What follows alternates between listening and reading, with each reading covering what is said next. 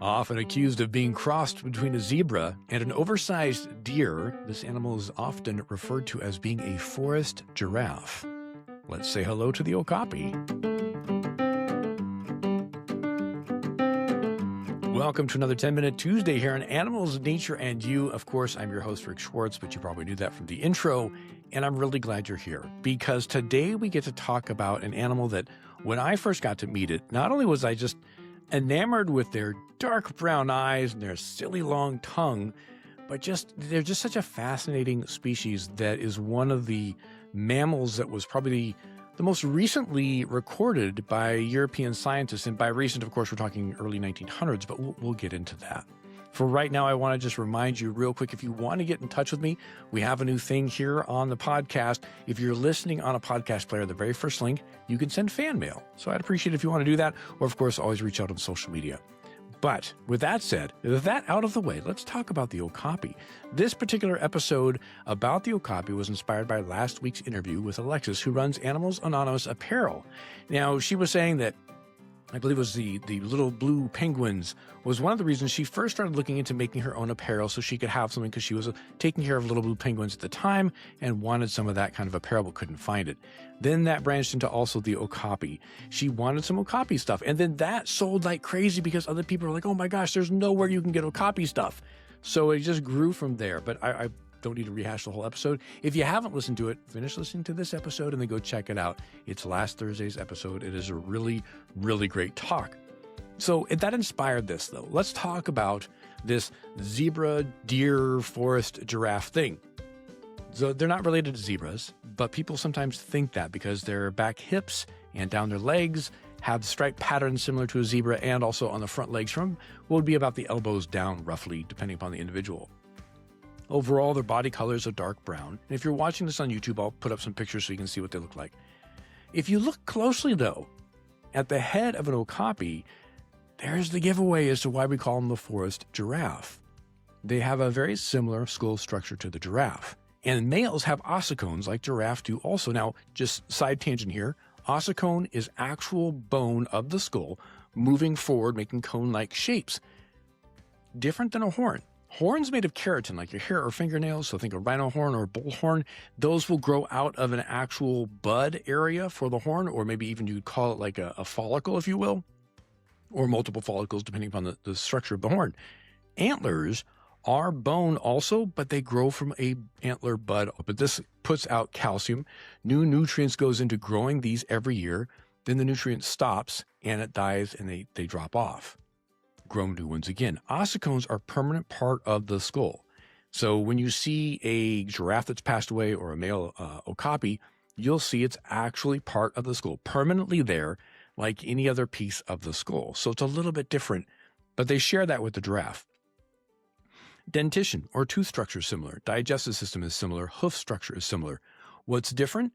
Well, not only just the coloration, of course, but then if you think about the Okapi, if I remember correctly, they're about 4 to 5 feet in measurement at the shoulder. So when you think of an animal on all fours, we often measure up from the foot to the shoulder.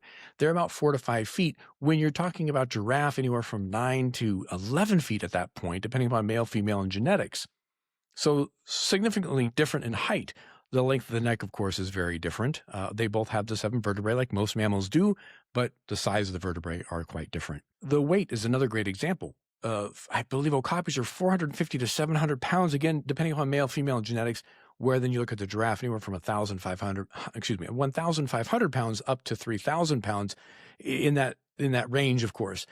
So there's a size difference. Now, how are they related? How do they look so different, but they're considered related? Well, when we look at the genetics and the taxonomy, imagine, if you will, close your eyes and, well, not if you're driving. Don't do that if you're driving. Imagine a line going straight up, so like a trunk of a tree. We'll call that line the giraffe and Okapi ancestor. One branch goes off one direction, and that is the Okapis starting to branch off of that common ancestor. And then off the other side, the giraffe will branch off. Over millions of years, there are other branches that come off each of those branches to now give us what we have today, the other ancestors having died off over time through the different eras and epochs and all of the change of time of millions of years. These other ancestors start to die off and no longer exist, and we're left now with the giraffe species we have that we're accustomed to seeing out in the plains of Africa, if you will. And then the Okapi, which is only found in the Ituri forest. And this is in the Democratic Republic of Congo in Africa, this rainforest area. You might often hear about gorillas in that space as well. So very similar habitat, very thick jungle. Almost, I'd be willing to bet, if you look at a Tarzan movie, you look at that thick jungle, dense trees, probably similar type of visual habitat to that. In fact, it's so thick and dense in there that the dark coloration of the Okapi and those striped pants and socks that they have work really well to help break up their body pattern as little dabblings of sunlight come through in that forest. This breaking up of the pattern is important for them. They are solitary. They don't hang out in a herd. So it's important that the leopards who would normally hunt them not be able to find them. That's the goal of the Okapi, right? In fact, you look at the eyesight of the giraffe and the eyesight of the Okapi. Okapi's eyesight is quite poor in comparison, simply because as they evolved over these millions of years to live in the forest, they don't need to see far because there's too many plants in the way. So how do they get around that? Well, they've got a great sense of smell. How do they find each other? On their hooves, they have this sort of sticky, tarry, sappy, kind of like oily gick that they leave behind. It has their own individual signature scent. So one Okapi can smell that and go, oh, there's a male over there who he seems older and maybe bigger and more dominant than me, so I'm not going to mess with him if I'm a male. Or it might be I'm a female looking to mate and there's a boy that way, so I'm going to go talk to him. Could be I smell a female, but she's already pregnant, so I'm not going to bother with her if I'm a boy looking to mate. Or it's a female who would like to mate, and I'm a boy who's wanting to mate, so let's go check her out. So they can actually communicate by telling who left what scent where on those hoofs, scent markings, if you will. They also have an incredibly good sense of hearing.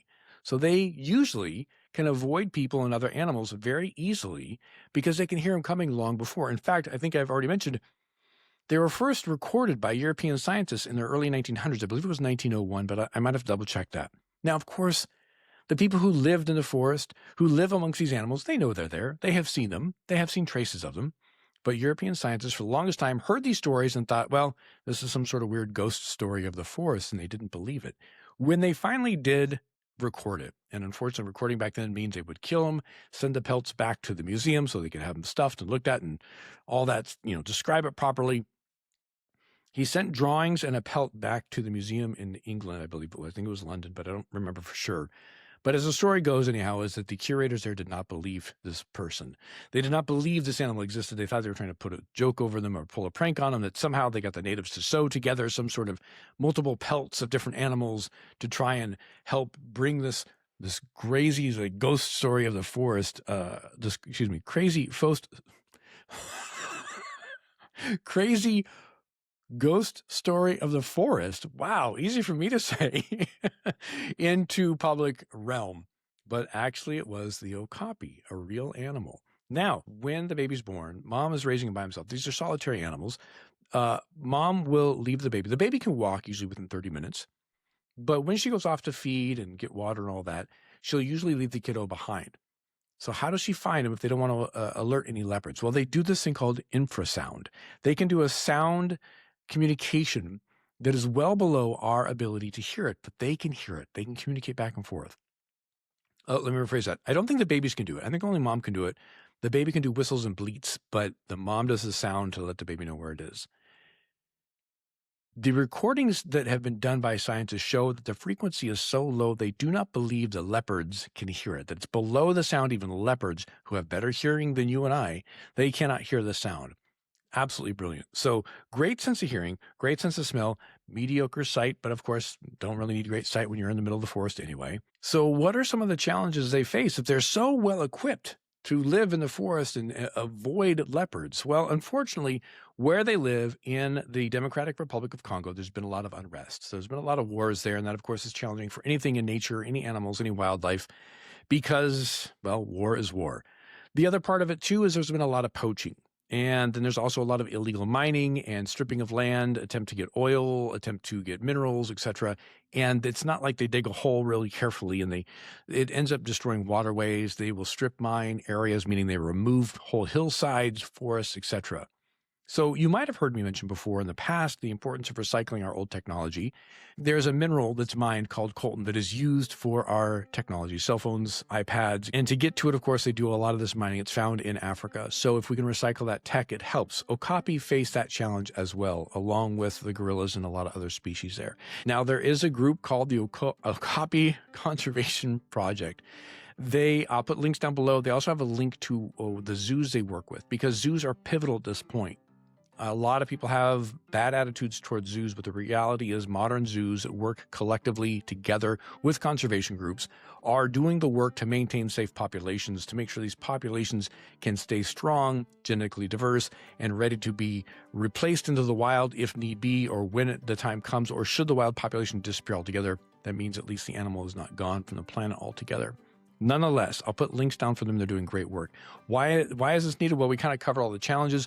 The most recent IUCN recording, I think it was from 2015, was the last time the assessment was done, put them at about 10,000 individuals. And of course, it's about because, well, they take into account the fact that you can count this many in this much space, and we know there's some habitat. The others might say closer to 12,000. Some say 10 to 20,000. Again, because it is very challenging to get exact numbers, and those assessments haven't been done super recent. Nonetheless, we do know there is habitat loss in a wide variety of different ranges and areas, so we can assume the numbers are probably dwindling. The cool thing about the Okapi Conservation Project is they're not just working with zoos, though. They're also doing a lot of work about boots on the ground. They're making sure rangers are in space, stopping poaching. If you go to their website, you can see how much poaching has dropped since they have implemented a lot of their work.